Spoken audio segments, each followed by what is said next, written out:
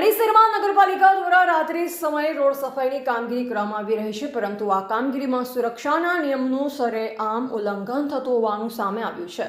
સફાઈ કામદારો અને વાહન ચાલકોની સુરક્ષાને લઈ સ્થાનિકો દ્વારા ગંભીર સવાલ ઉઠાવવામાં આવ્યા છે। રાત્રિના અંધારામાં રોડ પર સફાઈ કરી રહેલ શ્રમિકો પાસે કોઈ પણ પ્રકારની સેફટી જેકેટ, રેડિયમ જેકેટ કે અન્ય સુરક્ષા ઉપકરણો નથી।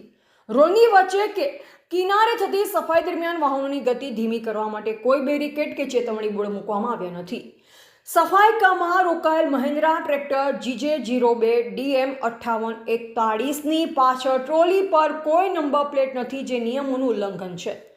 વ્યસ્ત રોડ પર રાત્રિના સમયે વાહનોની અવરજવર વચ્ચે આવી બેદરકારી ગંભીર અકસ્માતને આમંત્રણ આપી રહી છે। સ્થાનિક નાગરિકો દ્વારા સવાલ ઉઠાવવામાં આવ્યો છે, જો રાત્રિ દરમિયાન કોઈ અકસ્માત કે જાનહાનિ થશે તો તેની જવાબદારી કોની રહેશે?